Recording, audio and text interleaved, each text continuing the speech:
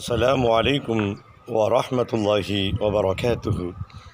உங்கள் அனைவரின் மீதும் ஏக இறைவனின் சாந்தியும் சமாதானமும் உண்டாகட்டுமாக. சிந்தனைக்கு சில மணித்துளிகள். இங்கு சிசிடிவி கேமரா பொருத்தப்பட்டுள்ளது. நீங்கள் கண்காணிக்கப்படுகிறீர்கள். இது போன்ற விளம்பரங்கள் முதல்ல ஒரு பெரிய மால்களில், பெரிய பெரிய சூப்பர் மார்க்கெட்டில் மட்டும் காணப்பட்ட இந்த விளம்பரங்கள் இன்றைக்கு நம் வீட்டிற்குள்ளும் வந்துவிட்டது. இன்றைக்கு சிசிடிவி கேமரா ஒரு அத்தியாவசியமான பொருளாக இன்றைக்கு மாறிவிட்டது. திருடர்களிலிருந்து பொருள்களை பாதுகாப்பது ஒரு பக்கம் இருந்தாலும் கூட, இந்த சிசிடிவி கேமராக்கள் மூலமாக பல சமூக விரோத செயல்கள் குறைந்திருக்கிறது. சமூக விரோதிகள் பிடிபட்டிருக்கிறார்கள் என்பது இந்த கண்டுபிடிப்புக்கு கிடைத்த ஒரு பரிசு என்று கூட சொல்லலாம். குறிப்பாக இந்த காணொளியை பார்த்து கொண்டிருக்கக்கூடியவர்கள், நீங்கள் ஒரு பள்ளிவாசலுடைய பொறுப்பாளர்களாக இருக்கலாம், இல்லை பொதுநல அமைப்புகளை வைத்திருக்கலாம். கண்டிப்பாக தெளிவாக தெரியக்கூடிய சிசிடிவி கேமராவை அவசியம் பொருத்துங்கள். என்ன காரணம்னா, இன்றைக்கு உள்ள காலம் மத கலவரத்தை எப்படியாவது உண்டு பண்ணணும் அப்படின்னு ஒரு கூட்டம் துடித்து கொண்டு இருக்கிறது. அவர்கள் அந்த மத கலவரத்தை வெவ்வேறு இடங்களில் பரிசோதித்து அதில் ருசி கண்டவர்கள் இன்றைக்கு நம் மாநிலத்தை குறிவைத்திருக்கிறார்கள். உங்களுக்கு நடந்த 2 சம்பவத்தை சொல்லுகிறேன்.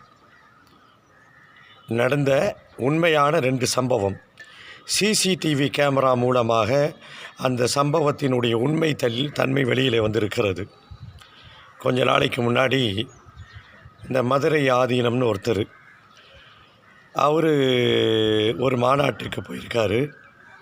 கிட்டத்தட்ட அந்த மாநாடு ஒரு வலதுசாரி சிந்தனை கொண்ட சங்கிகளுடைய கூட்டம் நிறைந்திருக்கக்கூடிய அந்த மாநாடு அவங்க தான் நடத்துகிறாங்க. எல்லோருக்கும் பொதுவானவர் என்று சொல்லக்கூடிய ஆளுநரும் அங்கே இருக்கிறார். இந்த மதுரை ஆதீனம் சொன்ன ஒரு செய்தி இருக்குது பாருங்கள். ஒரு பெரிய மத கலவரத்தை தூண்டுவதை போல அந்த செய்தி துவங்கியது. கிட்டத்தட்ட இது கேமராவில் கண்டுபிடிக்கப்படலைன்னா மத கலவரம் உண்டாயிருக்கும்.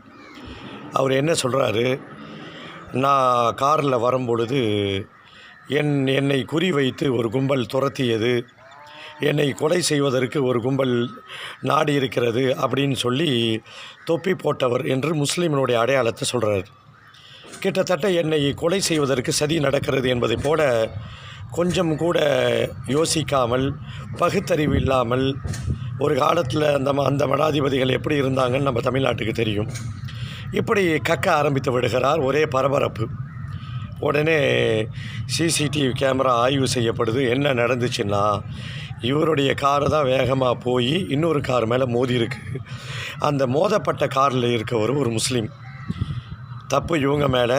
யதார்த்தமாக நடந்த இந்த விபத்தை இவங்க மேலேயே தப்பை வச்சுக்கிட்டு அவர் முஸ்லீம் கார் மேலே மோதிட்டு அவர் என்னை கொலை செய்யப்பட்ட பார்க்குறாருன்னு மாதிரி ஒரு திட்டமிட்ட இருந்த ஒரு சதியை இந்த சிசிடிவி கேமரா மூலமாக இன்றைக்கு வெளிச்சத்துக்கு வந்திருக்கிறது. அவர் குற்றவாளி கூண்டிலே நிற்கிறார். இதுபோல் இன்னொரு சம்பவம் நடந்தது. அதன் மூலமாக பெரிய மத கலவரம் நின்று போனது என்ற செய்தியை 2வது பகுதியிலே நான் சொல்லவிருக்கிறேன். உண்மையை உணர்வோம், புரிந்து கொள்வோம்.